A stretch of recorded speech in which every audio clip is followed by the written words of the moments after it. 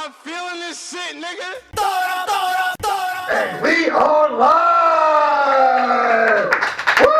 Welcome out to the fabulous Ming Lounge here in the historic and lovely Republic Cafe, you guys. And I just broke my microphone. Welcome to the HotBox.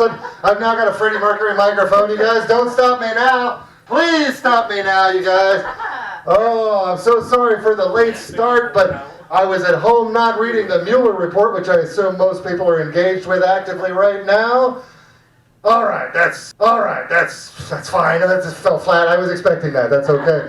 The HotBox, if you haven't been here before, or if you need a refresher, the sets are run about 7 minutes. Or you're not required to do 7 minutes if you don't have it in your bag of tricks, but we like to give you the opportunity to do that little Fred Flintstone shit where he's, above the cliff, and the bongos are playing, and you're gonna fall. There's a magic few seconds there that can happen for you. The light in front of you will turn red momentarily when you have 1 minute left in your set. We do the no joke challenge, and that is kind of like Pee-wee's Playhouse, only we don't scream, we just say how cool you are if you do the no joke challenge. Tonight's no joke challenge is gonna be traffic, because I don't really fucking want to think about traffic anymore. I know, right? So it's been a hell of a week, you guys, not traffic related, and I'm continuing my ongoing odyssey of being 47 years old and still being amazed by things. A few months ago, I came to the realization that, yeah, it is really weird that there are so many homophobes that choose cake decorating as a career. I thought that was pretty weird. This week, I think it's really weird that pedophilia seems to be a lot more social activity than stand-up comedy. These guys are all in clubs. I guess, who are you going to talk to about your interests? So it sort of makes sense.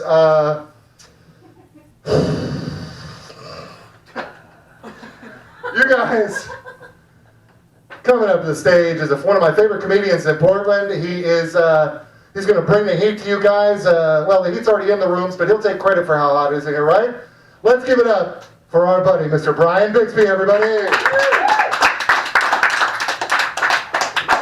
Thank you. Wow. I was a really fat kid, popular in a game of tag. You know what I'm talking about? Fat kids. There's good reason. For one, I've never seen a grapefruit. Never seen one. I feel like I realized that today. I've never seen a grapefruit. I've seen pictures in, cocktail recipes, but I've never seen a grapefruit. I buy my cocktail juice squeezed. I'm just not that artisanal, Never seen a grapefruit, and I've never seen a strawberry banana. Is that weird? I don't know. Anyway. My girlfriend's cat likes to hang out when we have sex. And then things get weird because she starts talking to it.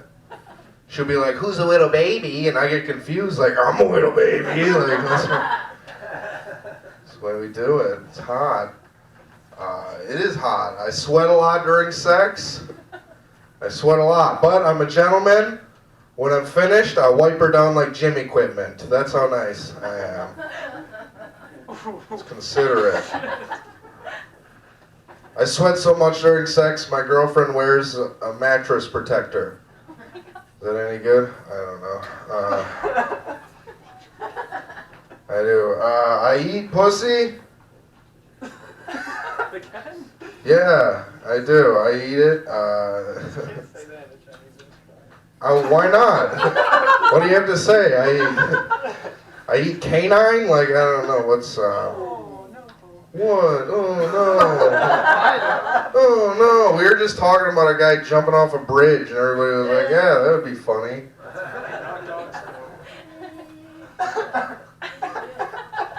We'll take it easy. What kind of joint did you think this was? Fancy one. Have you been to the bathroom? Exactly. Come on. I don't know. But I do. I do eat pussy. I eat it. I don't even care if it's shaved. I've never stopped eating a ham sandwich because I found a hair on it. I'm not scared. I'm not. I kind of like a little hair.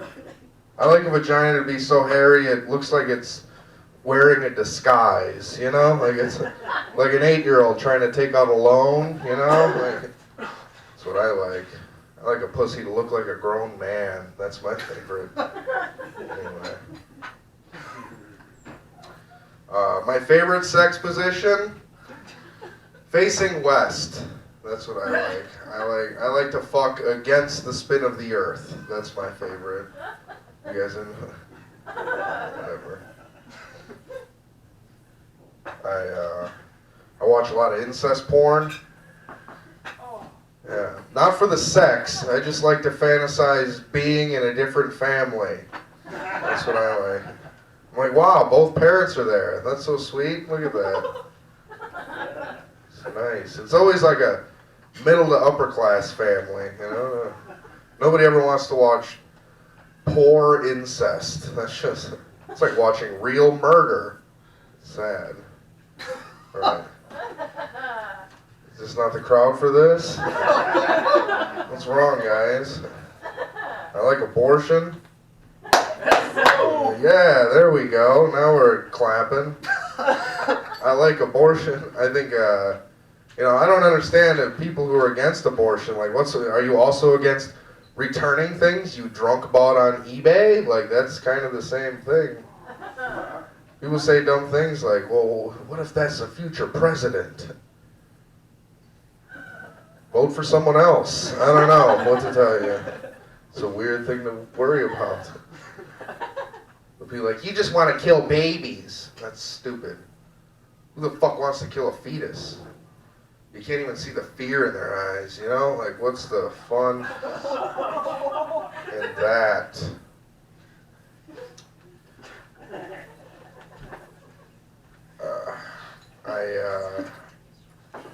I used to be a janitor at PSU, and people would always say to me, they'd be like, hey, college chicks, right? College chicks. I'm a fucking janitor. Like, the only way I'm going to get lucky is if I find a bunch of change in the urinal. Like, that's it. College girls don't want college janitors. Statistically, they're more likely to fall in love with their kidnapper than they are the janitor at their college. You know, those are both statistically the same person. So it's weird numbers.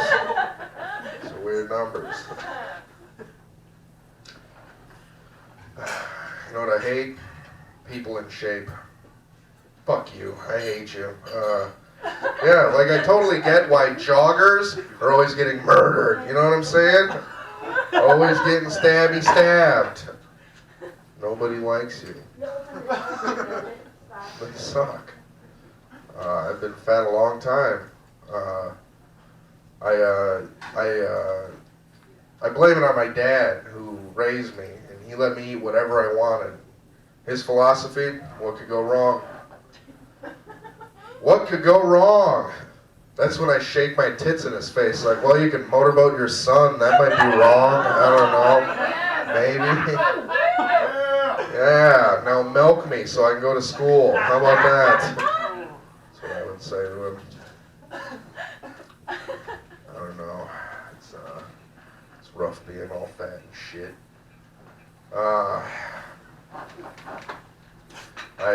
My asshole has never been licked. Never been licked. I'm actually writing a rom-com about that. I am. I understand why. It's probably a bad asshole. I mean, I've never seen it. You can't look at your own asshole. Because you'll turn to stone. That's what happens if you see it. It's true. But I know it's bad. Like, I got the asshole of a St. Bernard with parvo. Like, I know it's bad. I know it. My asshole looks like between the fridge and the oven. You know what I'm talking about? That little space. Anyway, thanks a lot, guys. Have a great night. Thank you. Brian Bixby, everyone. Yeah, that was enlightening, and it makes me think about working out. And I went to a gym, and they were like, hey, what are your workout goals? And I'm like, oh shit, I want to increase my vocabulary and maybe expand my stock portfolio. And the guy was like, don't you want to lose weight? I'm like, I don't want to lose weight. If I did want to lose weight, I would go vegan. Within the first week, you lose between 10 and 15% of your friends list. Just like whoosh, flushing it right down the toilet. Anyway, I'd like to bring up the next guy. I'm really excited to hear what he has to say. Woo! Kevin Perez! Yeah!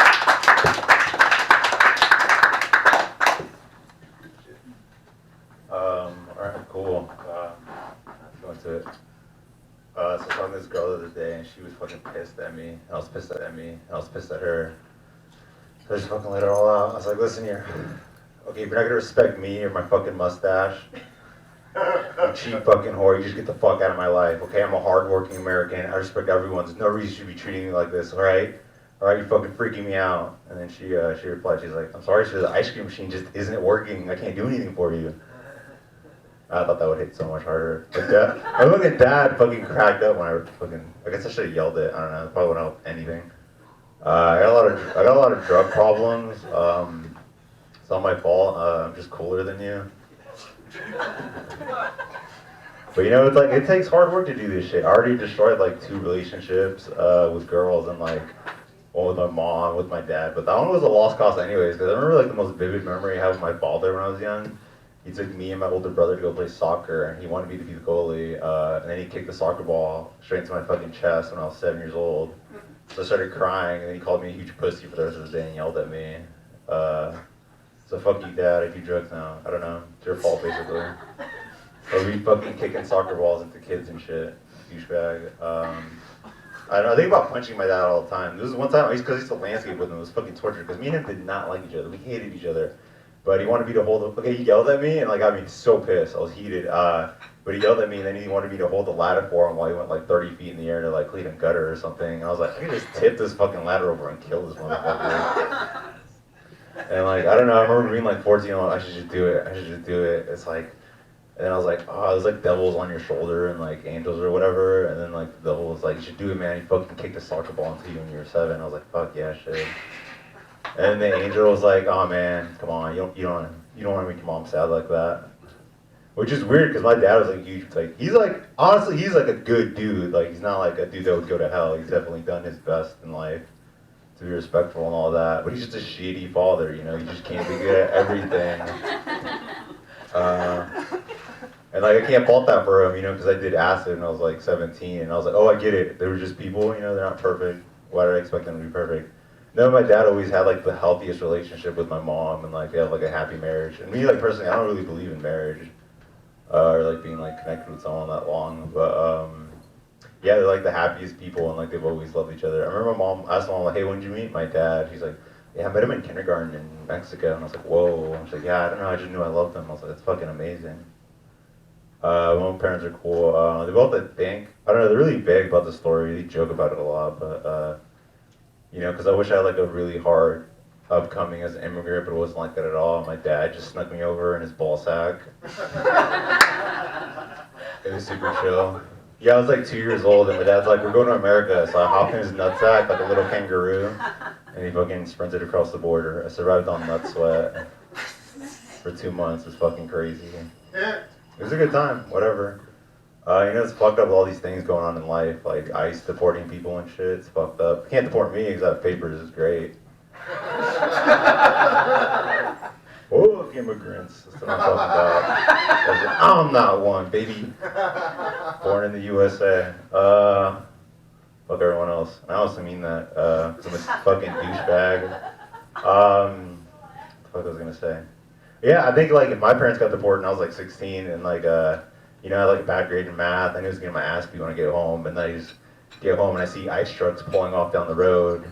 I would be fucking hyped. I'd call my homie like, dude, come around right now, dude, my parents got deported. It's party time, let's go, come on.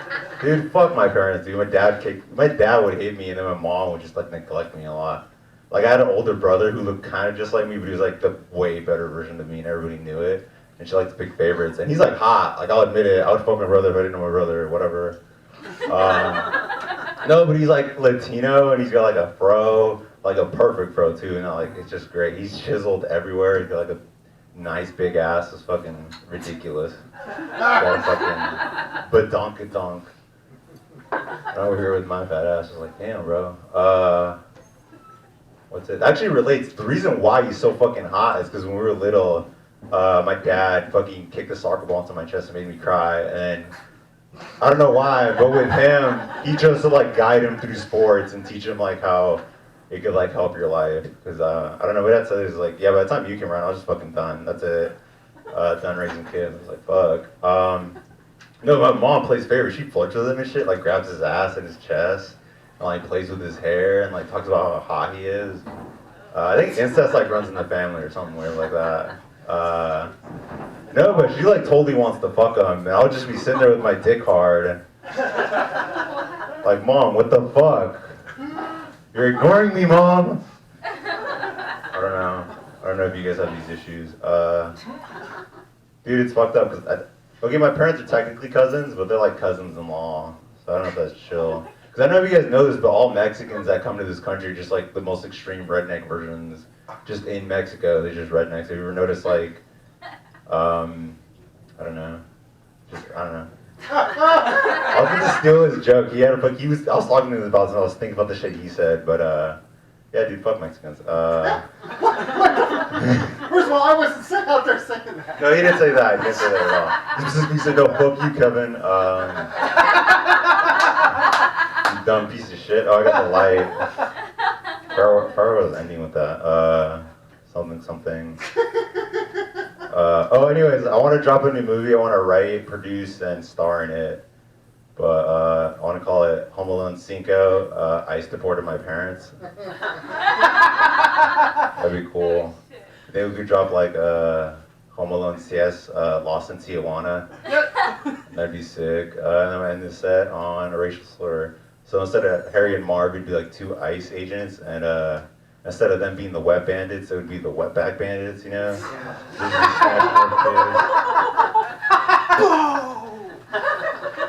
Bye guys, thank you for everything. Everyone take care.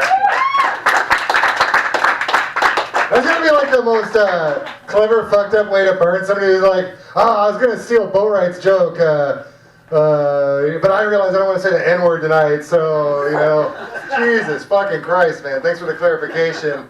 That's what happens when you show Game of Thrones to people and they're not fully ready for it, by the way.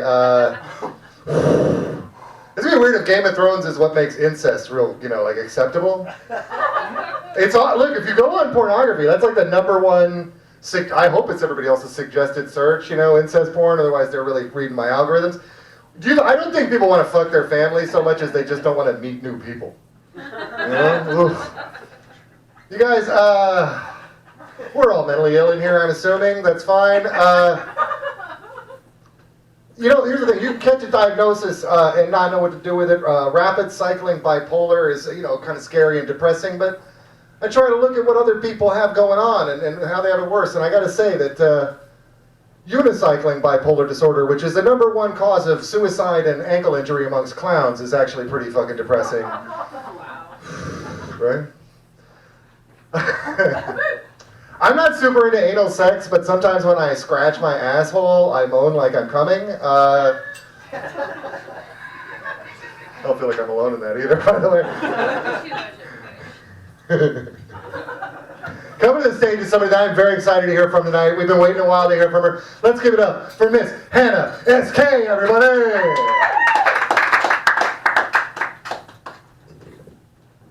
Yeah, that was, I definitely feel nervous to do this now. Like, I've showed up here, like, what, 3 times? I can't figure out how to actually get on the mic. This is fun. Yeah, I think it's kind of interesting that, like, I mean, like, from what I understand, this is, like, being put on YouTube or something. Because, like, I recently discovered something that I'm pretty proud of. I filmed a video of my friend and put it on YouTube. And, like, I typed it into YouTube recently, and it's the #1 video for like the specific search. And like, if you want to find this video, like my #1 video is when you type in "guy drinks his own puke" from toilet. It's a fucking real video. Yeah, it's got some solid hits. It might be a little too specific, but yeah, that's That's a real video that's up there. I think it's really interesting. Like I've been like playing in bands and like trying to perform and do all this stuff forever. And like apparently my swan song is the video that I posted of my friend taking a solo cup and drinking his own vomit out of the toilet. And like my claim to fame in the video is just being like in the background going, no, no, no, no, don't fucking do it. And he does do it. Like I didn't know what he was gonna do. Like when my friends is like, hey, grab your camera. Like this is gonna be fucking awesome. Like which are like notorious like last words before like one of us goes to the emergency room. Yeah, I don't know. Drinking's fun. Like I've been like using like these mics as kind of like an excuse to like really binge drink and like go over the top. Like I was leaving a mic a few weeks ago, and I was so drunk that like I flipped over my bike onto the sidewalk and like into a wall, and I was walking the bike. 100% true story. I really fucking did that, and like I'm definitely curious like to how cool that could have been if I was like actually riding the thing. But like, you know, like that story right there, like as stupid as that was, like it's like why I'm team beer versus team weed, because I also like a few nights ago left a mic and hit someone's vape pen too many times, and like the highlight of that night was just going home and eating everything in my fucking house. Like there was nothing else interesting. And I don't know if you guys have like ever been like so high that like you eat shit that you know is questionable, just because you know like there's like usually you're out of food. And so like recently, like in July, I'm digging through the cabinet and I find my kids' Halloween candy from October. But like not only was like the not eaten Halloween candy, but like it was like the reject candy that like was left there for a reason that like no one actually wanted. And like it's summertime in Oregon, so like I'm pretty sure some of that candy was just basically chocolate covered ants. I'm assuming you guys know what I'm saying. I hope I'm not the only person that has ants coming out of like every fucking angle of my house. Like I don't know where the fuck they're coming from. Yeah, so that's fun. I don't know. I couldn't help but like recently like pay attention to the news, and yeah, which I don't normally do because fuck the news. But like I'm like watching like some like this abortion shit that's like going on, like some of the abortion drama, and like I'm wondering if I'm like the only person that finds it like kind of ironic that a group of people that are okay with fucking their cousins are like suddenly an authority on reproductive rights. Thank you. I thought it was really interesting. I thought it was like almost as weird if like a bunch of out of touch old rich dudes were like making laws to regulate women's bodies. Like that would be really weird if that was like actually happening. Yeah. And I might be like in the minority of like feeling like this way that like I'm angry about this shit, but like I have like a little bit of sympathy for like people that are doing this shit, because it's like, you know, if you're like 10 plus years deep in incest, like certain things like common sense and basic human rights might not come that easy for you. Like I mean, yeah, like I understand, you know, and like I feel like we spend a lot of time like in this country sending like organizations like around the world like to help third world countries and stuff, but like we have third world states in our own country, and I just feel like we need to be like sending these organizations to these states, you know, teach them, you know, how to build schools, like relevant schools, and like how to get cleaner water, because something obviously in the water in like these states is fucked up, like they don't know what's going on.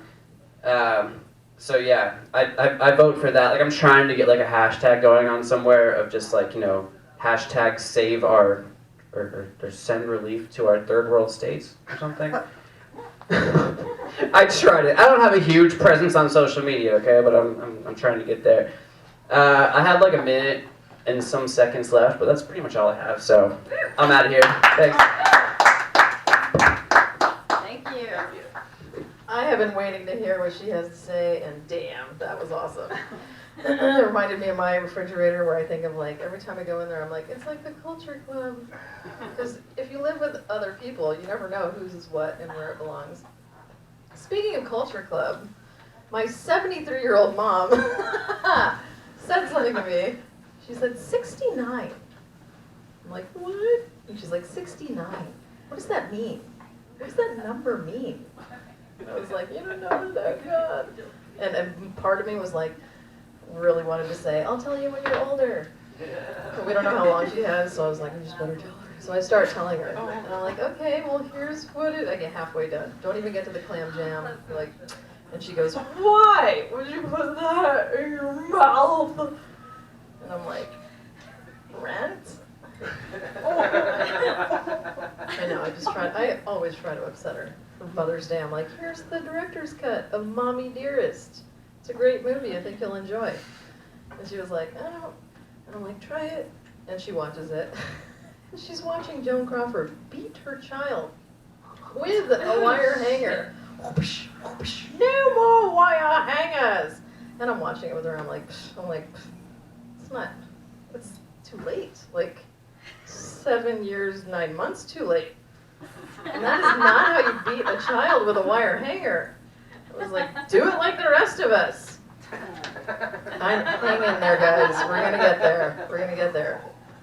On that note, I would like to bring up somebody who survived that ordeal. The few, the proud. Luke Maurer.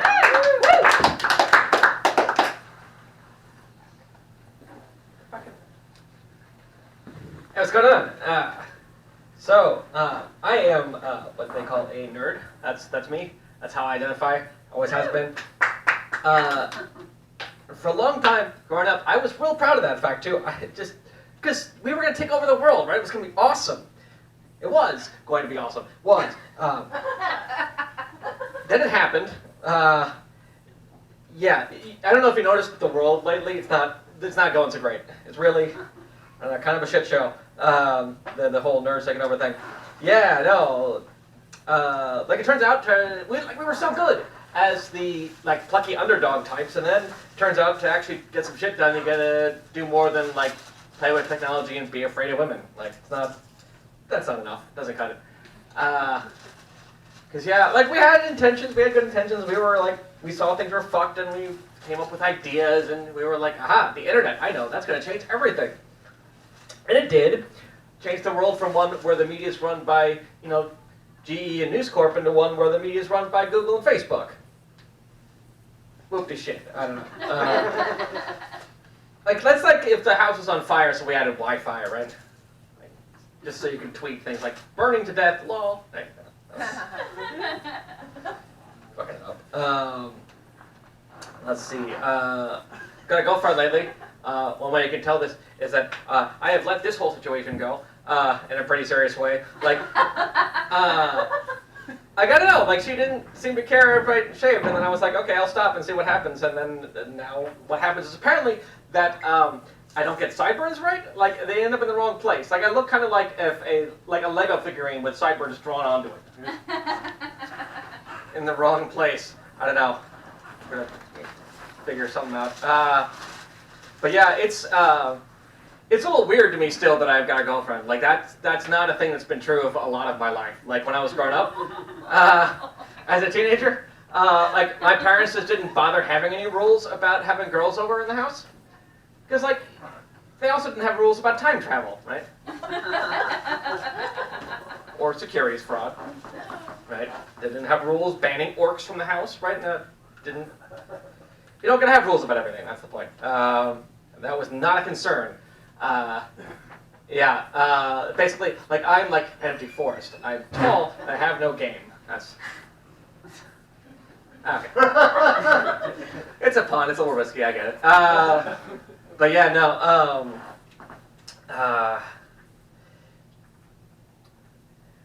it's all just bottled up in social anxiety, right? I don't know, something gave me a lot of shame issues, and I'm still trying to figure out what it was, because I wasn't Catholic. I don't know where it comes from. It's a little frustrating. Spent a long time trying to figure out what I can do about all this, all my shyness, especially with the women folk. And then at one point I hit upon an idea, and that was, what's a place where there is no shame about anything whatsoever? Answer, strip club. That was an idea. That's what I landed on. The normal therapy didn't work. Strip club therapy, though, has something to be said for it, apparently. Because that's That's. I mean, I went in and suddenly all the shame disappeared. It was great.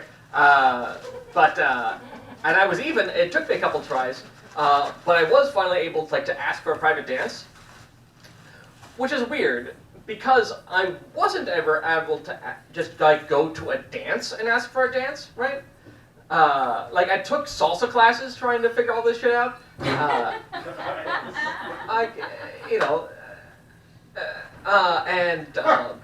But I would go there and just kind of be scared of something. I'm not even sure what I was scared of. I mean, that's what they were there to do, right? Dance with someone, right? It's just like going to the bank and getting weird about asking for money, right? It's just, I don't know. I don't know what they'll think of me if I ask them for the reason they're here. I don't know.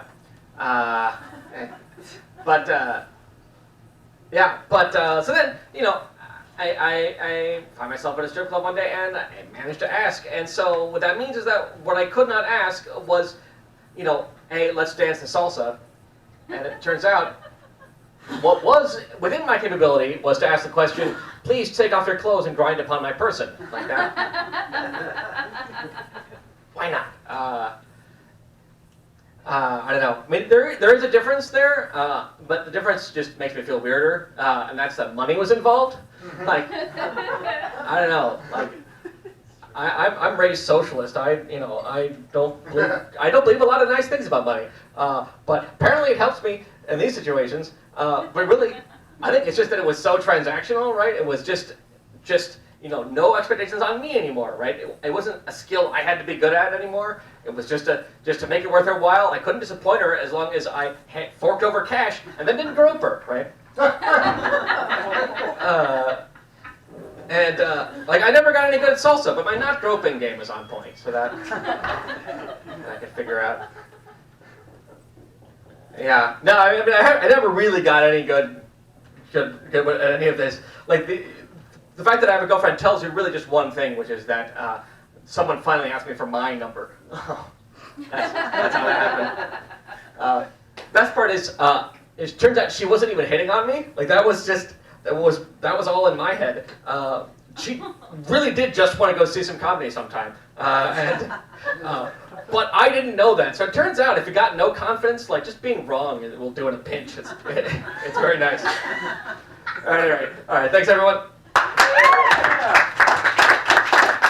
Good power, everybody! Money is, it is horrible, but it is kind of miraculous, right? It's amazing what money can do. Where you can see somebody and you can say, I see you. I recognize your struggle and that opportunity, and then society has created a situation where there's this awkwardness between us, and you're being oppressed, and you've always got to evaluate whether I'm a danger to you while you still have to present yourself in a way that's dangerous. Here's $5. That'll make it all better. I really do relate to the guilt thing, and it's odd because just coincidentally a week ago I got I stopped all psychiatric care about when I got into comedy because go all the way, go hard in the motherfucking paint, and last week I got a letter for no fucking reason from my psychiatrist saying, hey, do you feel like you need therapy right now? So I know it's a digression. So who the fuck is snitching is what I want to know. Who in here? Who's? I gotta find out. I mean, I know my YouTube numbers are getting pretty good, but yeah, you guys.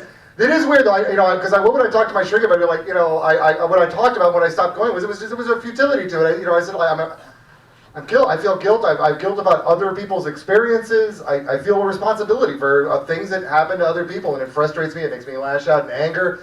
And I don't have I don't have any solace. I don't believe in God. So what is it? And my doctor said, you're Jewish, right? And then I said, yeah. And he said, well, you're Jewish. You'll be Jewish. That's what it is.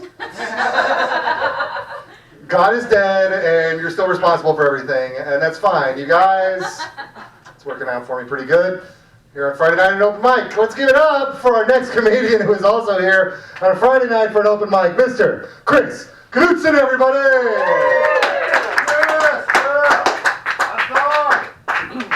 Alright, token cousin fucking white guy. Alright.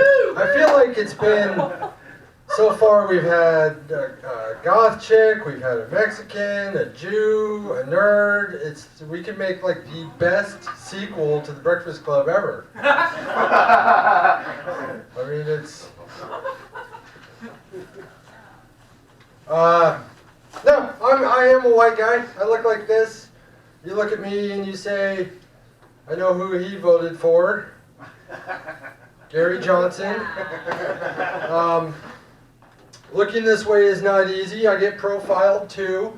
I was at Target just trying to buy white sheets for the bed. Just trying to buy white sheets for the bed. And the checker asks if I forgot to also buy a pair of scissors. I had a similar situation at Walmart where the checker actually offered me if I needed to borrow their scissors. Y'all need to borrow my scissors? I can't go to Home Depot and buy a couple of 4x4s and kerosene at the same time. That always gets awkward looks. By the way, if anybody has a pressure cooker that they're not using, asking for a friend.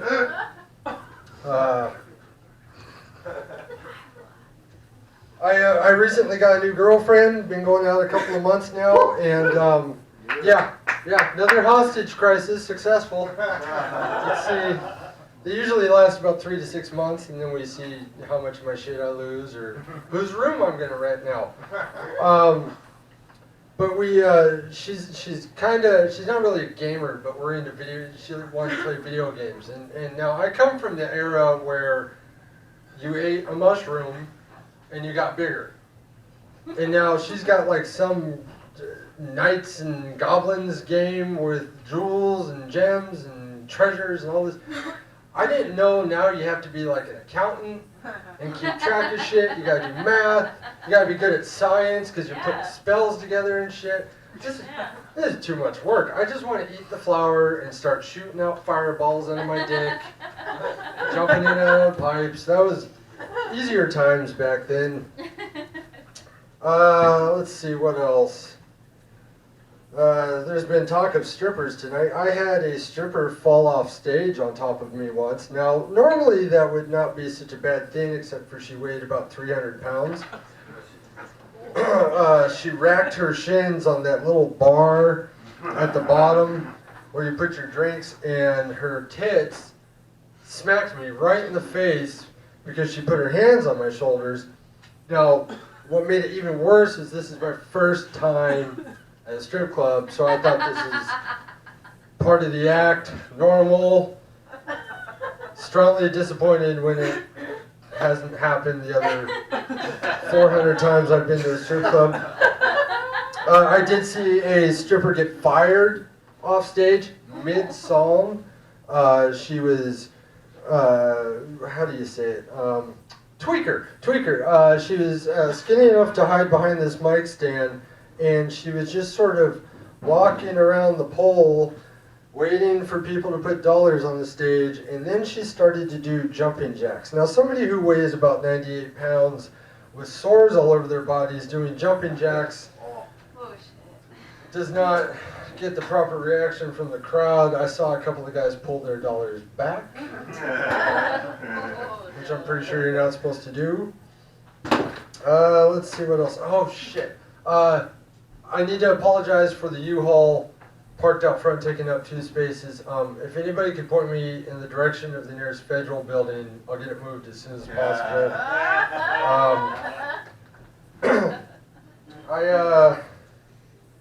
See what else. Here's a good question. What percentage of the people on the Antiques Roadshow do you think are vampires working a 12-step program for hoarding? Oh, 100%. 100%? Yeah, absolutely. That's rather optimistic. Because there's going to be a gray area of heroin junkie children who have stolen something from grandma's house. It's got to count for at least 2 or 3%. Okay, sure. 98, 97% Okay, vampire. Yeah, we'll go with that. We'll go with that.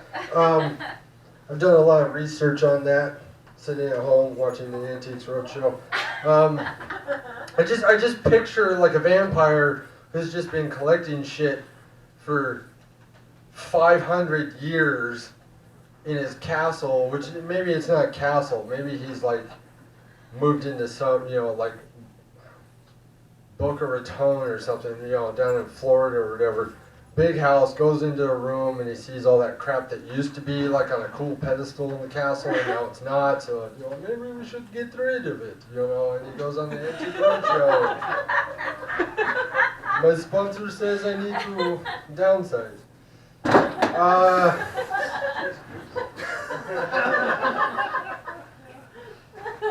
I really want to know what's under here. I'm pretty sure if we opened up this trap door, we'll probably find the remains of like some food and health safety inspectors.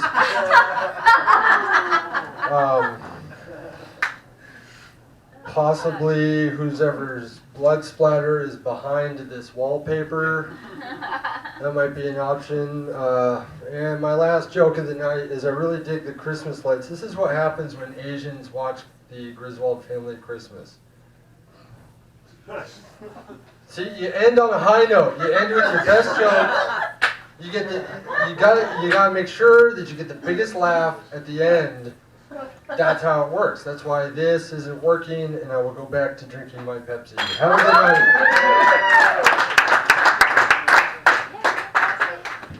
Thank you, Chris Knudsen. Damn. Did I say that wrong? Knudsen. I'm sorry. Every time I think I say it differently. I'm going to commit that to memory. I'm not talking to you. I'm talking to your beard. I'm going to commit that to memory. I lived in Lancaster, Pennsylvania, home of the Amish for like 6 years.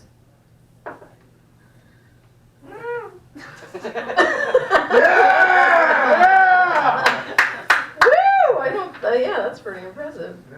I survived, and it's true. That's very Amish, and they're very bearded and very religious. You probably think of Amish dudes, barn building, butter, beards. Yes. Yes. They don't always have their beards. They grow them once they get married. That's how you let the outside world know. I'm taken. It's like a wedding ring for your face. So imagine my surprise when moving to the Pacific Northwest and everyone is bearded, and any guy that talked to me, I'm like, God, no, I'm not a home wrecker. I'm expecting like the Amish wife to come. I'm like, ha, ha, ha. Which is a bummer because the guy that did talk to me with a beard had a really big one. Not like I have a bunch of beans and ammo in my basement big, but more like I have a +1 dagger big. Like he could totally solve this mystery right here. He would just know by dice roll what's under there. I'm looking forward to hearing our next comedian, Kyle Curtis.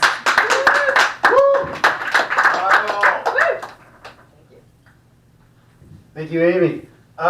So my name is Kyle Curtis. I am the reason why there's a padlock on that bathroom. Just to let you know. You ever you're doing something just kind of normal, and you just kind of want to mix it up a little bit? Like I was in there, I was taking a piss in the urinal, and I was just like, what am I doing?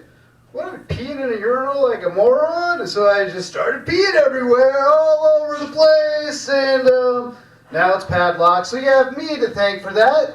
That's what I do. I ruin things. I am a ruiner. That's me. I was told this past week that it looks like I lost some weight, which is great because my target weight goal is to fade away into non-existence. That's my plan. That's what I'm shooting for.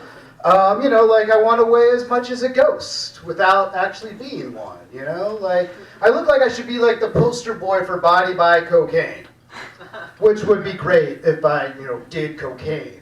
I mean, I'm not going to say I never did cocaine because anybody who ever says I've never done cocaine is a liar. I have done cocaine, just not as much as it looks like I've done in my life. It's kind of it's just not my high. It's just not my high. I mean, the thing is, I really enjoy naps.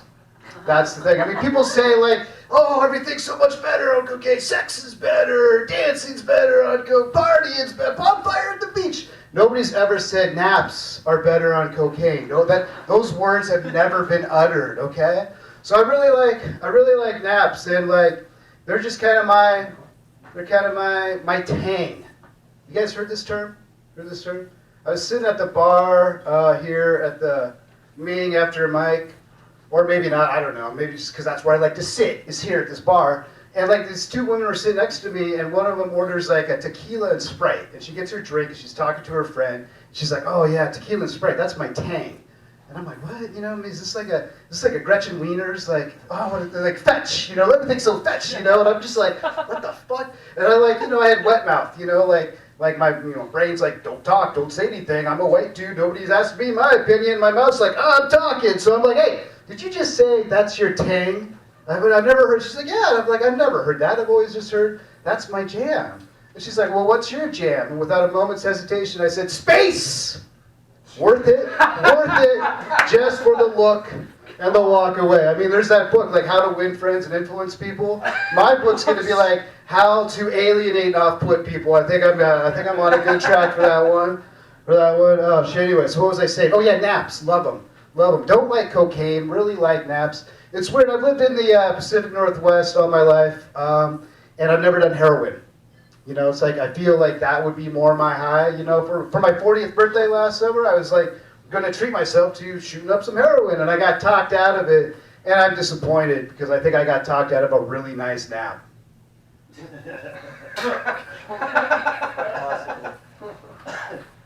A chuckle, like, yes, you did. So I just finalized a divorce this past couple months. So I'm no longer married. And yeah, people are like, so how's that? Like, how's that all about? I'm like, oh yeah, you know, like really, really awesome, but the opposite. Like, it's basically the opposite of that. And so it's like, you know, it's kind of weird, like post-divorce, you know, dating where I could actually talk to women and not feel like a dick with a ring on my finger. And like, I don't understand, like I feel like, you know, I'm providing a service. And not that kind of service. I'm like, shut up, all right? Just not that kind of service. So what the service I provide is making people realize just how preferable the other option is. You know, like there's a woman I'm hanging out. She makes it very clear that like she'd rather just hang out with nobody than with me, which is cool because I feel the same way. Like I'm with myself all the time. I'd really like if I had that option to not. I think I would take that option. So I understand where she's coming from. And what I don't understand is like I do feel like the three hardest words in the English language to say in Portland is sorry, not interested. I don't know why it's so hard to say those words. Like, why grab my phone and be like, hey, let's add each other on Facebook. Yeah, that'd be great. Okay, cool. And then I, you know, send a few messages, and then she responds by saying, new phone, who this? Doesn't work with Facebook. You know my name. It's the profile. It's right there. Like, you cannot do that. It does not work that way. You know, like, it's ridiculous. And I'm not like people in Portland, they just have this weird way of like not talking direct, you know, like not, I feel like I'm talking to toddlers, you know, like use your words, like don't waste people's time, use your fucking words, be a grown ass person and use your goddamn words. And it's not just like dating or anything like that. Like I was taking this like questionnaire for a medical procedure, and they had all these questions about sexual contact, okay? So they're like, did you have sexual contact with an IV drug user? Did you have sexual contact with another man? Did you have sexual contact with another man who's an IV drug user? I'm like, do you just want to know who I'm fucking?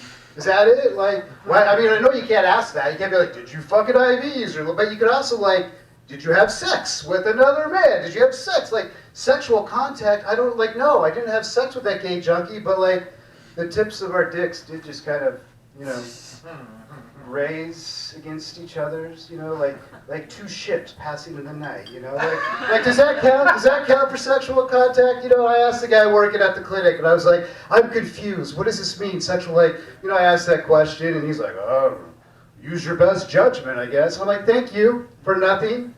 That was good help.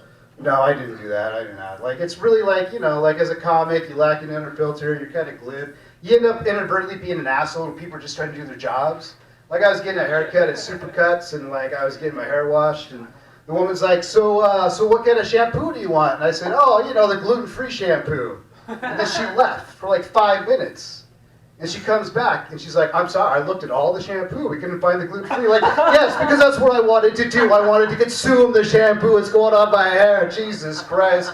Anyway, Ming Lounge, my name is Kyle. Sorry about the bathroom. Have a good evening. Kyle Curtis, everybody.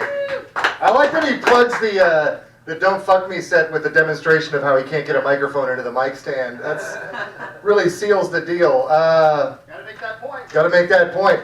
You gotta be careful with that, because I spent my first 2 years doing comedy talking about how I was celibate and all that stuff, and I ended up with somebody with oppositional defiance disorder, and you don't want that in your life. I'm just gonna tell you right now. Well, it's funny to me.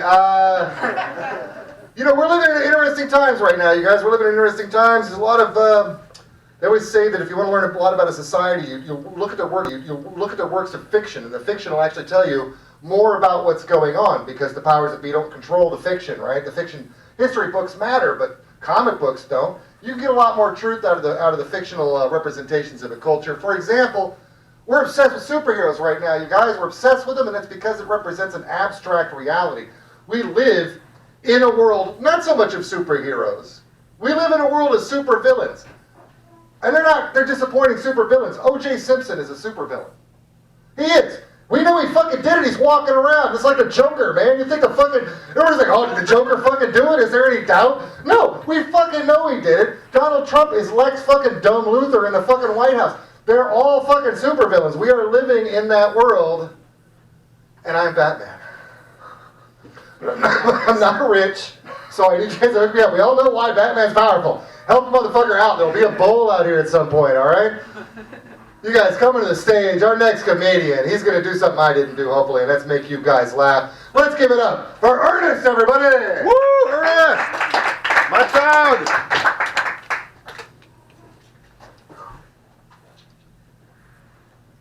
The pressure is on.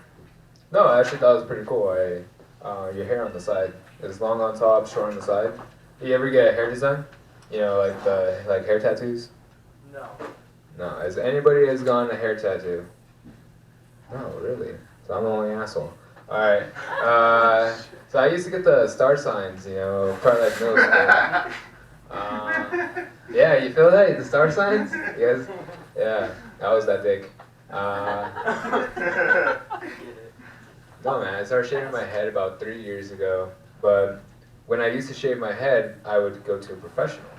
Now, one day I was going to let my homies shave my head, and now my homies are not professionals at all. Alright, these are just standard, hey Job, hey Bob, hey Sam.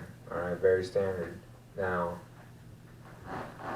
it's more of a white crowd, that's why I thought you could relate to those names. Now their names were, like Tyler, Tyrone, fucking Jamal, I was trying to relate to you over here. So I was going in their backyard to, they're trying to cut my hair. Now professionals, when they know how to cut their hair, they actually they blow up this really big balloon. This is how professional barbers learn how to shave head. They blow up a big balloon, and they put cream on the balloon, and now they grab a razor, they shave the cream off the balloon, and if you pop the balloon, they would have cut somebody in real life. So now back to my homies in the backyard shaving my head. Alright, these motherfuckers were not professionals at all, bro. They cut me left and right. I fucking swear, bro. If my head was the balloon, they popped it multiple times. If I was a scene from Rambo, this is what it felt like on my head. Just God damn it, they cut my head left and right. And I was like, dude, what like hair design are you doing up there, man? Like, this is no star sign. And they told me they were trying to shave my head to make me look like Aang from the last Avatar. So all of that, man, just to shave my fucking head. Being in Portland's fucking awesome, dude. I like it a lot. We're in Chinatown right now. Just yesterday, I was actually trying to get some boba tea. I don't know if you ever had boba tea, but weirdest fucking tea to actually put in your mouth, I will say. Just because of the fact that I was drinking it and I didn't realize that there's these squishy balls. Now, there's these squishy balls in the bottom, and no one tells you that there's like little balls in them. And my balls just apparently had been black. So now I don't think that you should take out, when you say boba, they should just take out the O and then just put BBB, big black balls, because that's what was all in my mouth, just big squishy balls. No, I'll take it. Don't worry.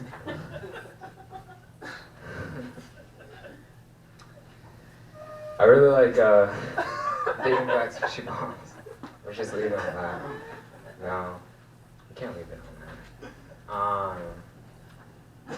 Being little and then being really big, your life kind of goes by really quick. So I was, what do you call him? I was like that little dude that like wanted to get like attention, but didn't want to be like nosy about it. So for example, my uncle, he raised me, and you know, I had my own parents, but he was just like the cool uncle. But he had kids, so his kids would call him dad. Now, I would try calling him uncle, but he would ignore me, you know, answer his kids first, and eventually I learned to call him dad, just to get his attention. You know, like some kind of street salesman. You know, I was just like, come on, dad. Just trying to get his attention over here. And I was, finally, it got weird, and it was like, he was like, all right, whatever, you know, weirdo, just calling me dad. And so I had normal parents, mom and dad, and had an uncle that I called dad. So when I would go to school and they would ask me, oh, how's your family situation? I would tell them I have 2 dads and 1 mom. And the kids would tell me, your mom's a freak. I was like, no, you don't understand. I just have 2 dads and 1 mom. No, your mom's a super freak. God damn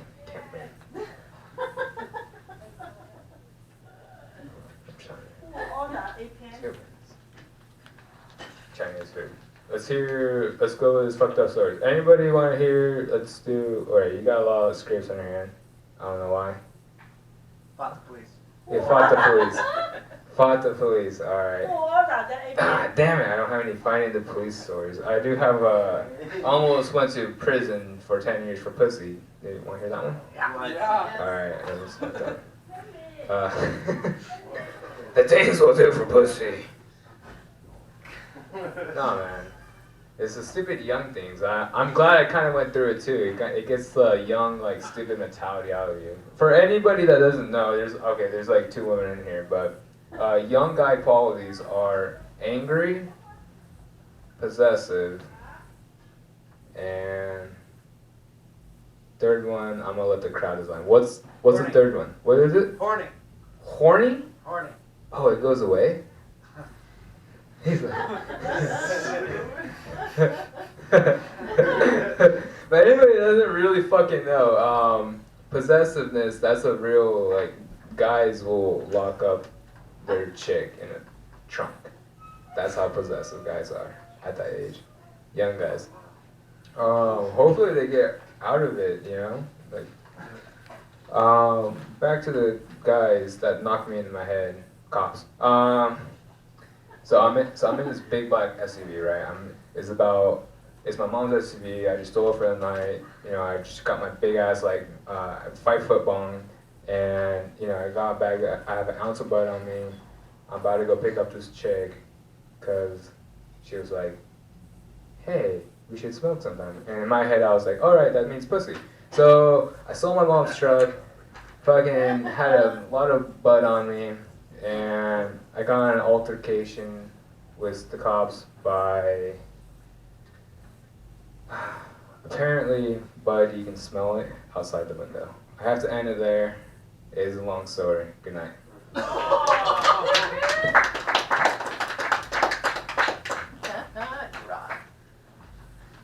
Thank you, Ernest. You had me at haircut. Shaving a balloon. I learned this week that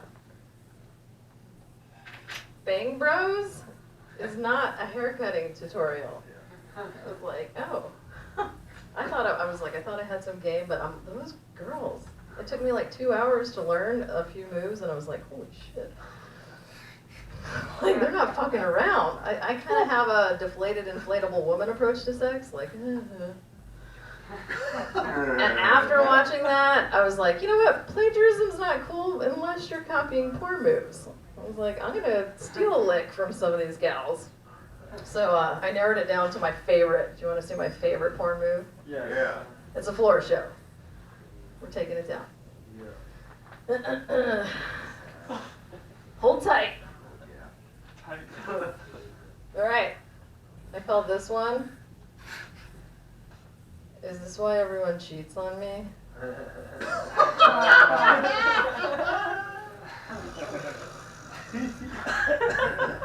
What, you guys aren't into necrophilia? You will be. You have no idea how much sex you're gonna be having. I appreciate you laughing. It prolongs the rope show. Where I'm like, throw me a line, seaman. That was a nautical reference. Thank you for participating. I'm looking forward to hearing our next performer, Mac Neal.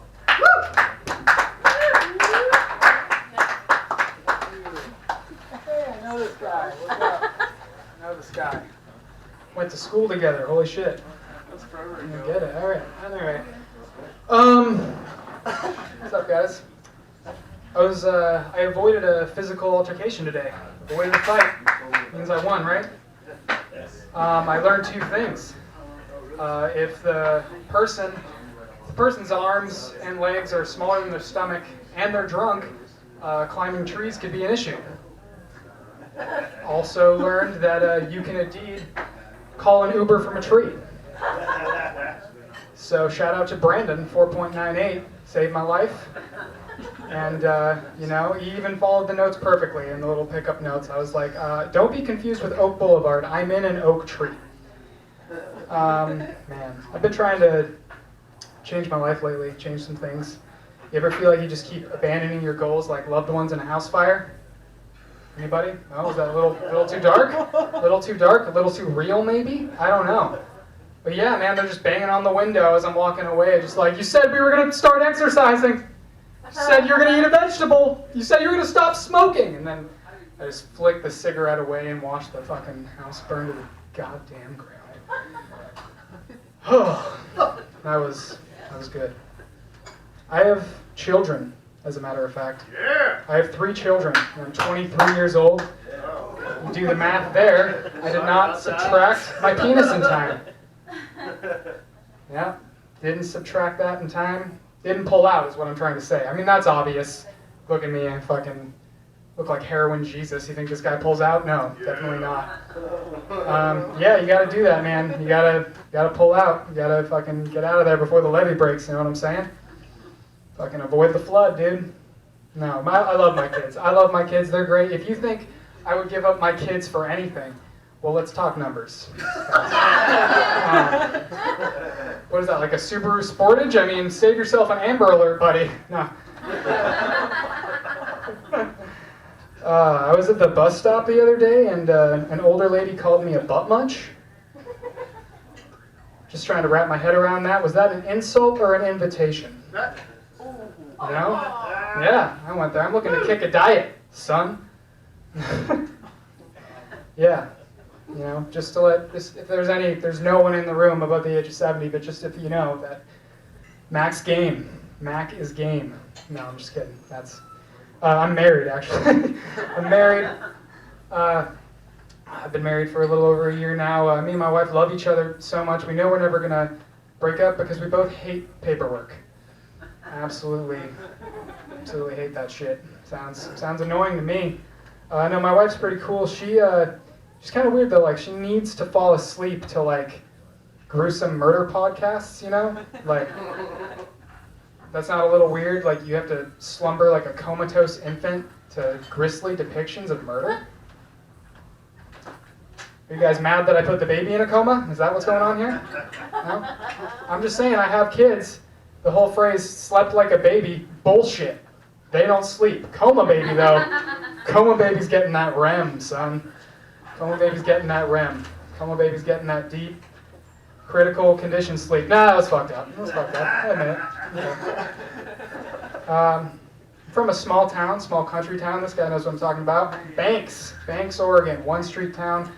I was kind of one of the, not one of the first kids, but like one of the few kids in my class that like did a lot of drugs early on.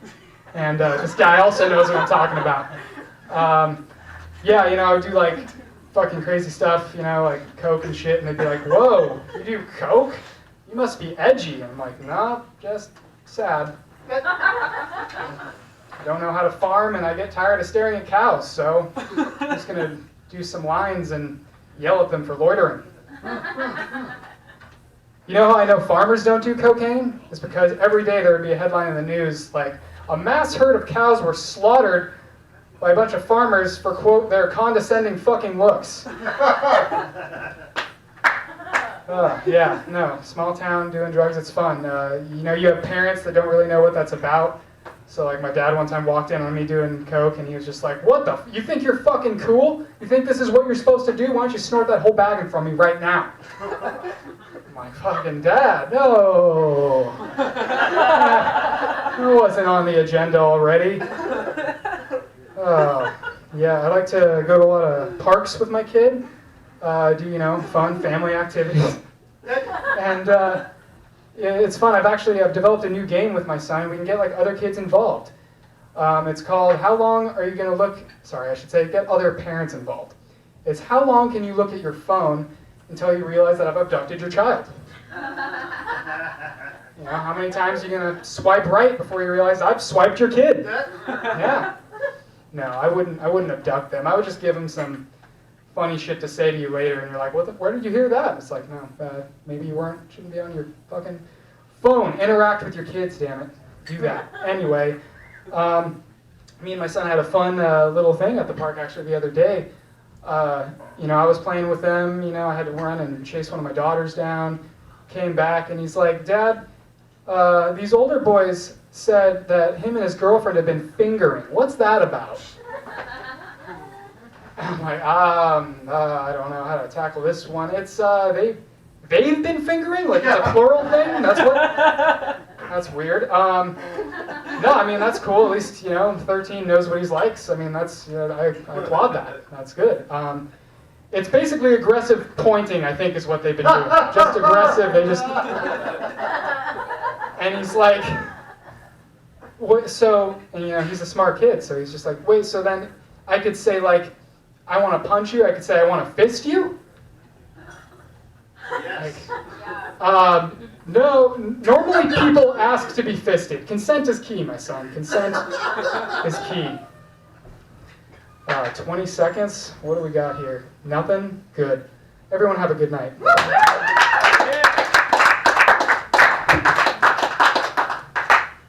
Back deal, everybody! Oh my goodness gracious. So speaking of kids, I mean, I watch a lot of Shark Tank, and one of my favorite things on Shark Tank is there's always like kind of a division of abilities, you know? There's the people on Shark Tank who came up with a name, obviously a really great name, and then they came up with a product based on that great name. And then there's people who have like, you know, what's probably a really good product, and they kind of gets let down by the name. And that led me to think about, you know, like people, who named pedophilia, I guess is what I'm wondering. Do you think it was like a meeting about it? Like, hey, you know that thing we do on Wednesdays that we don't tell anybody about? I've been kind of workshopping some names. What do you think? Baby ramming? It seems a little on the nose, doesn't it? I don't know. Something Latin. It makes it seem cooler. All right. You guys are upset by that, but I wrote all these pedophile jokes in the shower, which is really making me think I got to go back to my high school memories and do some unpacking. You know what I mean?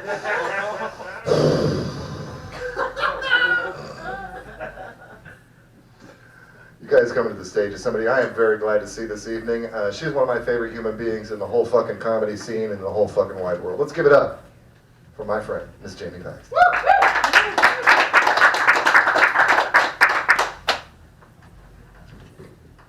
What's going on, guys?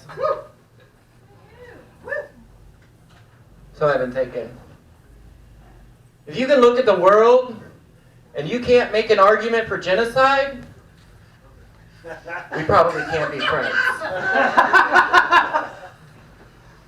I'm not advocating for genocide. Just think you should be able to make an argument. Trump administration. Just doesn't have to be ethnic.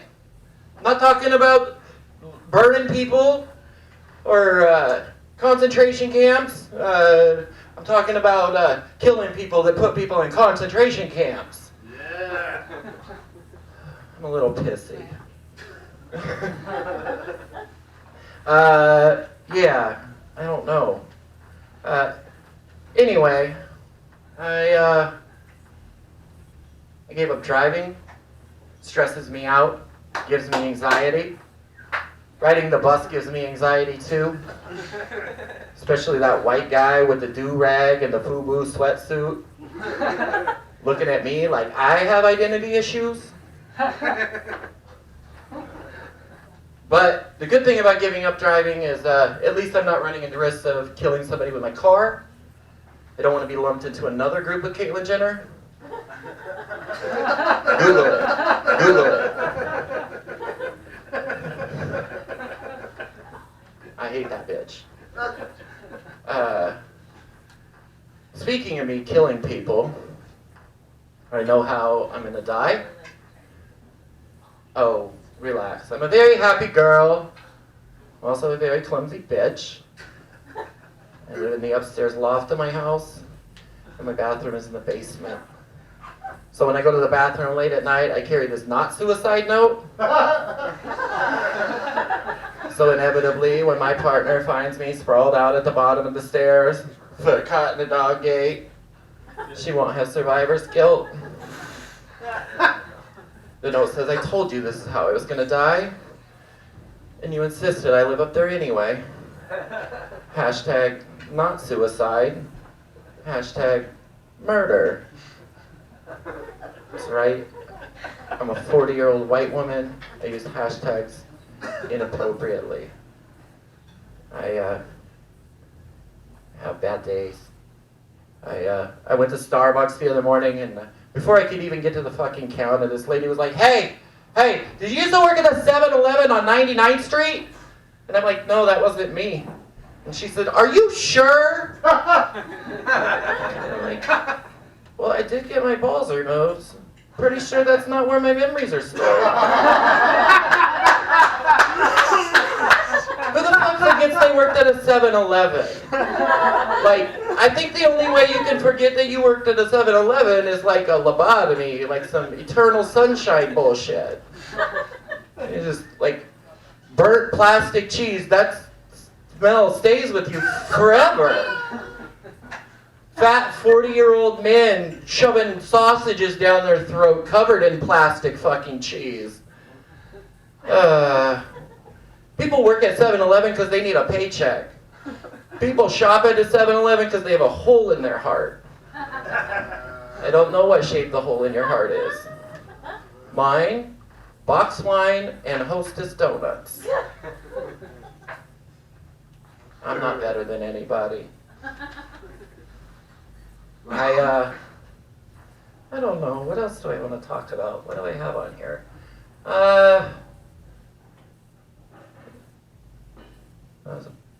There's another part of that suicide joke. I was shaving my arms because that's a thing that I do.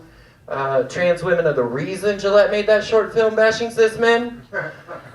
We outspend them on razors 12-1. And yay capitalism.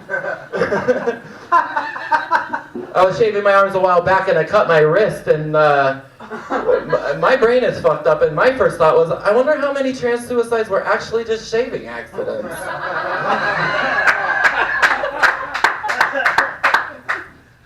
Thought it was a valid question. I don't know. How about sports? You guys like sports? Yeah. Somebody asked me a while ago what I thought about trans women competing in the UFC. And the short answer is, I don't. I don't at all. I have spent my whole life trying to escape the societal cage without getting punched in the face. That's the same reason I don't make jokes about sexually repressed white guys. They fucking hit.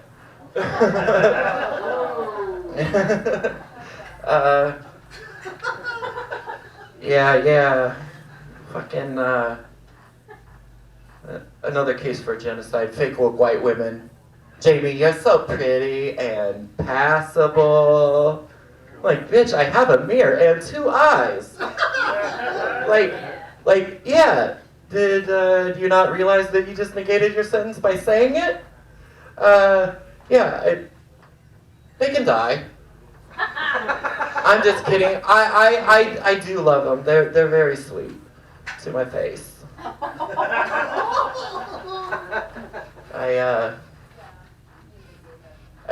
a 40-year-old polyamorous pansexual trans woman. Woo! Yeah. You guys are like, what the fuck does that even mean? This bitch got a cookware fetish? All that really means is my superpower is awkward eye contact. But it doesn't have to be awkward. I try to be approachable, not easily offended. Carry crayons in my purse in case I need to draw pictures. Sometimes kids have questions. Like, what's your name? That's about the ends of kids' questions. Old people, they have questions too. And I'm sorry, old people, I just don't have enough crayons. All right, guys. That's my time. I'm done. Thank you.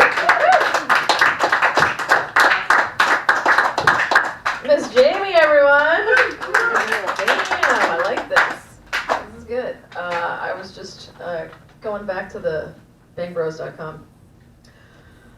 You ever been with a partner and they pitch an idea that you're like, oh yeah, we could do that, whatever. And my partner was like, hey, mind if we talk dirty? Like right in the middle of everything. Can we talk dirty? And I was like, yeah, you can talk dirty.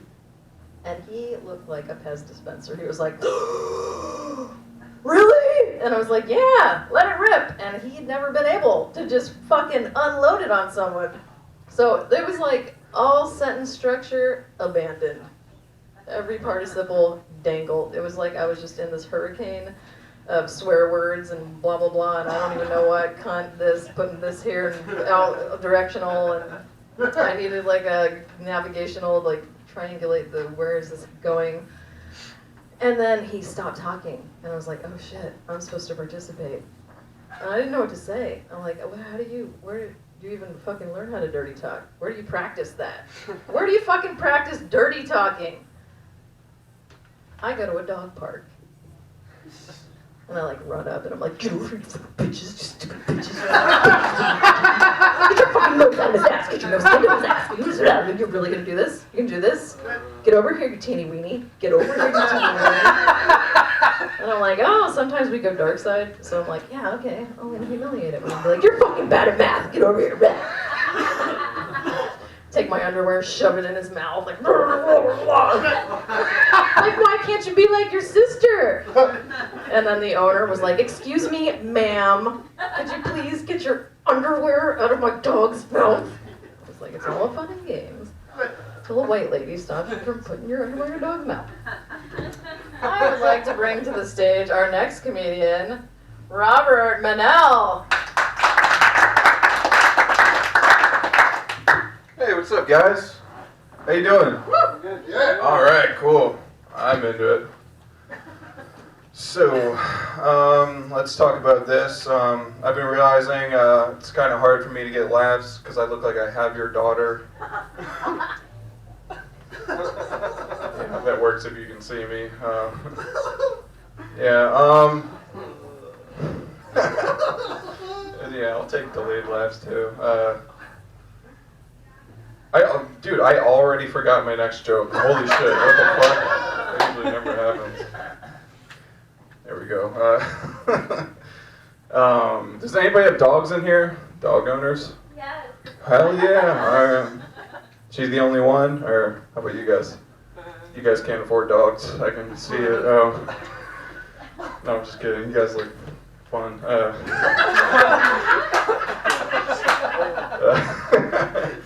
No, but I have a little story. My My dog ate my Harry Potter DVD the other day. Oh, what? Yeah. Fucking So, that's rough. Afterwards, he was like, the book was better, so I'm having him put down. So,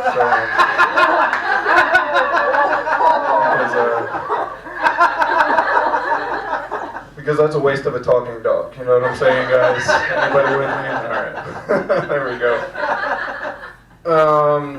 Yeah. Speaking of dogs, I was reading an article that said Japan is the #1 country for dog consumption. Can you believe that?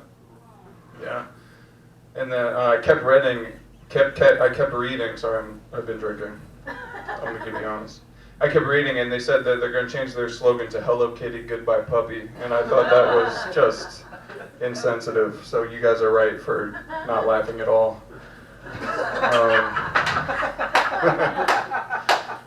Let's see, where are we at?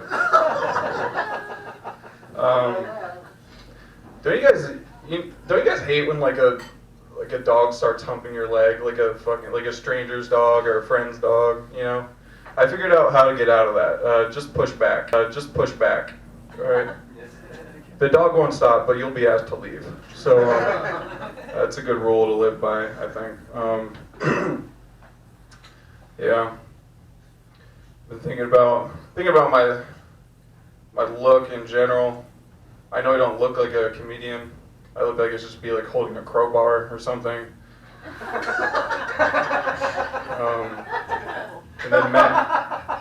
And then Matt Damon should sneak up behind me and choke me out with that crowbar. That's kind of my look. And you know, it's just a weird look. Like, this look doesn't really tell you that I have garden gnomes, you know? It doesn't tell the whole story, you know what I'm saying? I have these cool garden gnomes. They actually move and talk. You can get them at Walmart. They're called Lost Children. And, So you have my daughter. there's a tag. All right. You could have waited till after the set to give me that one, but this guy's all about fucking... All right, were you in an improv group at one point or something? Yes. This guy can't help himself. I got a tag, let me say it right now. Yeah. Guys, if there's one thing I've learned from owning a car, it's this. If you roll your window down and laugh at a bicycle cop, he can't do shit. Yeah. And if you're wondering how long until he cries, it's like about 2 red lights. And, yeah, no one crying and wearing a helmet deserves a gun, in my opinion. But guys, I'll warn you, if you steal a bicycle cop's gun, you get 15 years minimum. Right? But if you make it back to your car in time, you get a gun. Alright? So who wants to go shooting later is what I'm saying. Thank you. Back to the phone.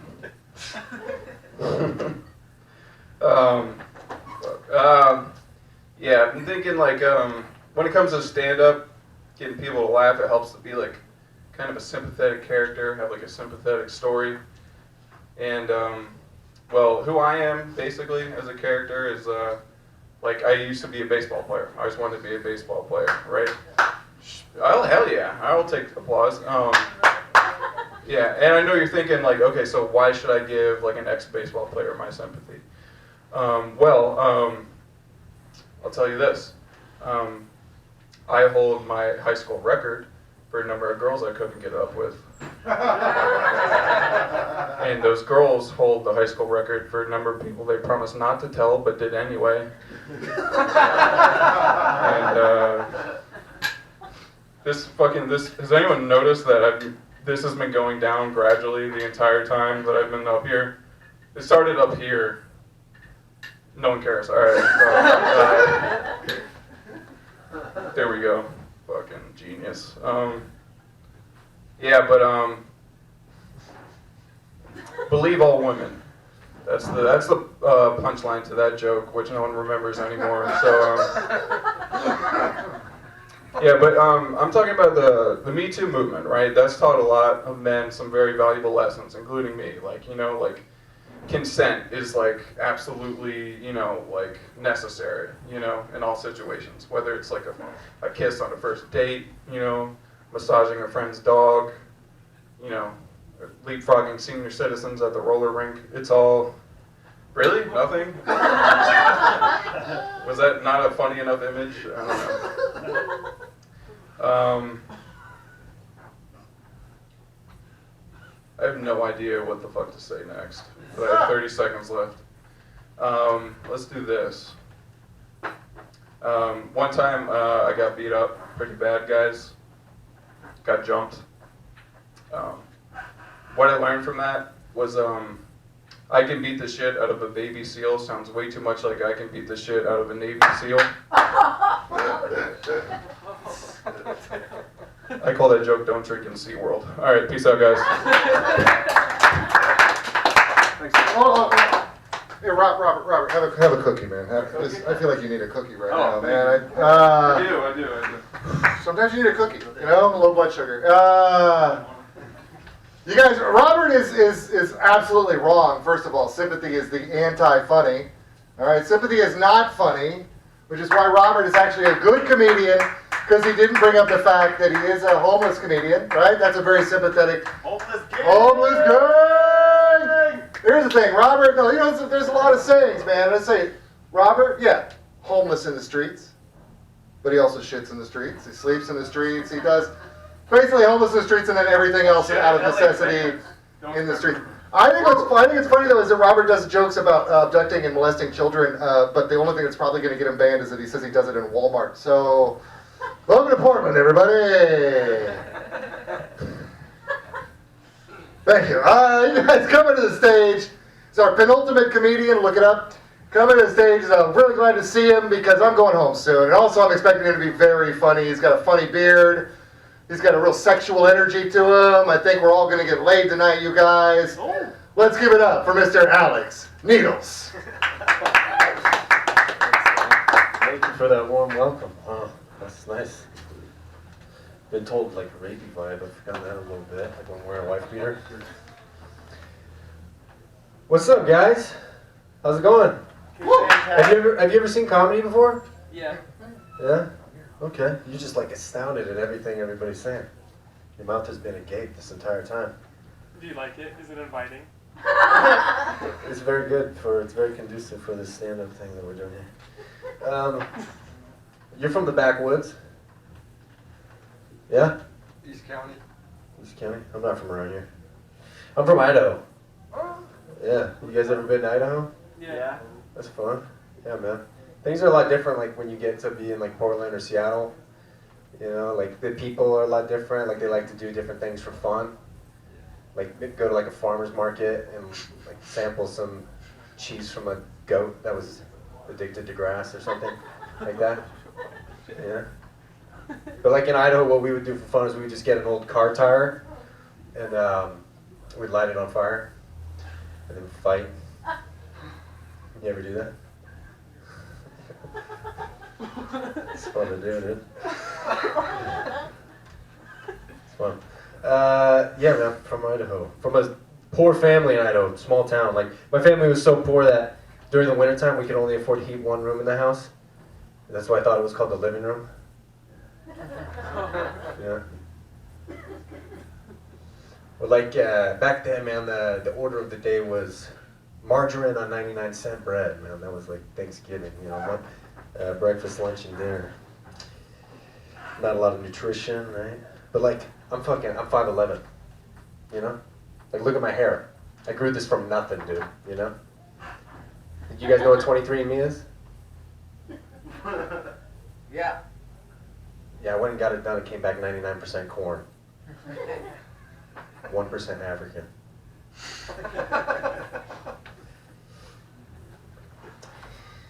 Oh, fuck, dude. My dad was, he had 5 kids, 4 boys, 1 girl. And, like, single parent, you know? And so, like, to get through the day, he really had to, like, simplify things, you know, on a daily basis. Like, I had this problem as a young child where I would suck my thumb, and then with my other hand, I'd be down there playing with my jack, you know? And and I don't know why I did that, probably like ADD probably, or something. Probably need some Adderall to keep me straight, but he, instead of dealing with it in a real way, because he didn't have the time or resources, he just bought one of those cone things that you buy for like a dog to keep it from biting its own nuts. So just wore that for like 6 through 8 years of age. It's a good thing. Did the best he could, you know. A lot of kids, and my kids do weird things. Like my older brother, he developed early sexually, and so what I mean is when he came out of the womb, he had a fully formed adult's penis. Yeah, it's true. It's true, man. He had a fully formed adult penis. It was erect when he came out. Like he might have been jacking off in the womb. I might be his son. We don't really know. And so by the time he hit 13, he was like trying to fuck most things. He was trying to have sex with most things. Like my dad caught him trying to have sex with his science homework once. He walked into my brother's room. My brother was sitting there. He had his Britney Spears poster, and he cut a hole in Britney's mouth, and he cut a hole in Britney's crotch, and he folded it so that those two holes met, and he put his dick in it. My dad was like, "Dominic, what are you doing?" And he was like, "We're learning about wormholes." So he took that cone thing off my head, put it around my brother's dick. He's like, "We gotta get this kid to graduate." Get this kid to graduate, man. You guys ever have sex? No. You never had sex? You never heard of 23andMe and you never had sex? Have you ever had sex? It's cool. It's a fun thing to do, man. You ever had like too much sex where you feel tired? Is it? Yes? Yes. Yeah, okay. Yeah. Yeah. It's difficult to do, like, if you're dating one girl, I feel like every girl should maybe have 2 boyfriends or something like that, because I think women tend to have a higher sex drive than men. That's just what I think. And like, I don't know, dude. It's like, I was dating this one girl, she wanted to have sex every day, twice a day. I was like, I can't have sex every day, twice a day. Like, I do that for a week, I feel like I've been donating blood. Like, it's really difficult for me to keep that up. Like, it literally takes food, water, sleep, and sunlight to make sperm, you know? Like, it's hard work. Have you seen a nutsack? It looks exhausted. It does, dude. I got some curious case of Benjamin Button shit going on down there. Like, you come out the womb, it looks 50 years old already. Your nutsack does. That's what I mean. You know? Okay. Have you guys ever seen that movie, The Matrix? Fun movie. One of the premises is in The Matrix, like if you die in The Matrix, you die in real life, right? Because the mind makes it real. You know? And so like I'm watching the movie and I'm like, what happens if you have sex in The Matrix? Like you're just gonna be sitting in that chair like coming in your pants on the Nebuchadnezzar? You know? And then I can't help but imagine Neo sitting in that chair, coming in his pants, and he comes out of it, he's like, I know, Bukkake. And then Morpheus is standing there, he's like, show me.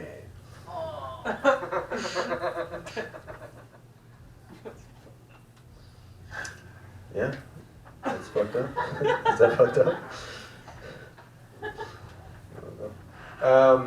I like to practice safe sex, you guys. Safe sex, it's important.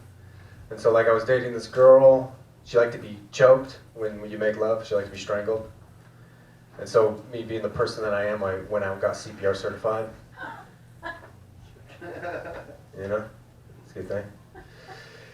All right, man, that's my time. You guys have a good night.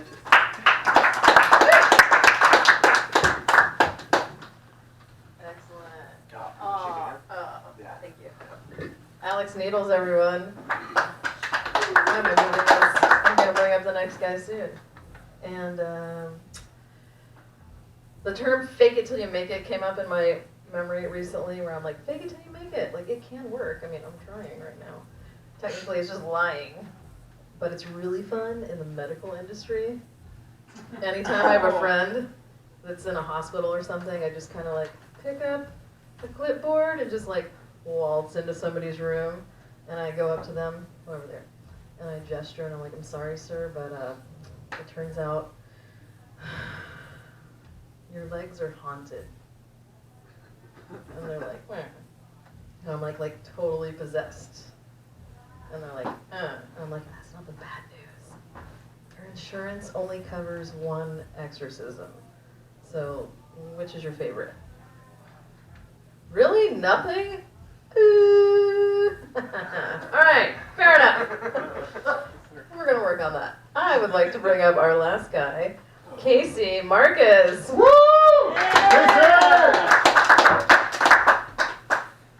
You know, she was pointing at me, and I couldn't think of anything to say other than my third leg. Please let me keep that. It is definitely the most important one, and the one that gets me in the most trouble. Yes, definitely indeed.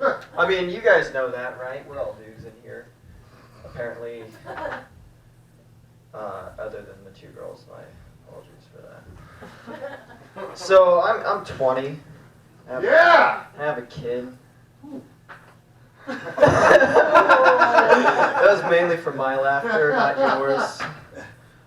So I'm broke all the time too. Someone was up here earlier talking about me looking broke on this side, along with everyone else. I wasn't able to see you guys behind me, but I hope you look more broke than me because maybe feed my kid. No, so I grew up in a family of 12. It was very inspiring. That's why I started early.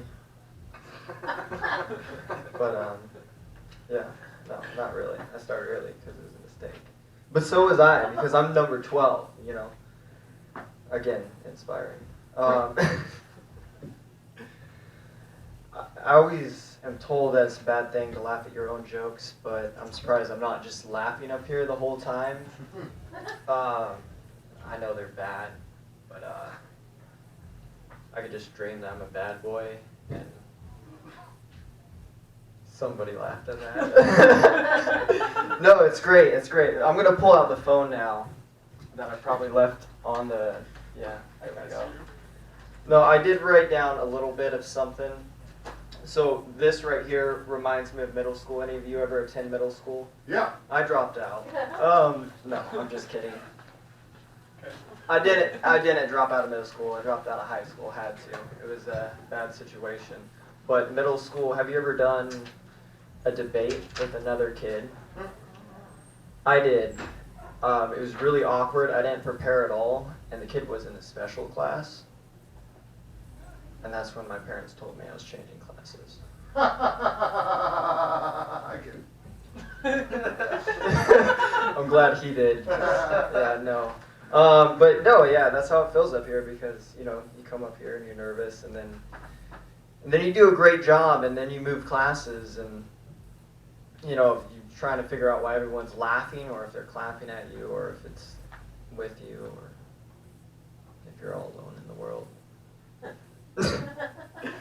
No, but yeah, no, being a father is awesome. There's always, you know, kid shit that's going on. Turned to him today, and I'm like, happy birthday. And he's just like, ah! He's 1. He doesn't talk yet.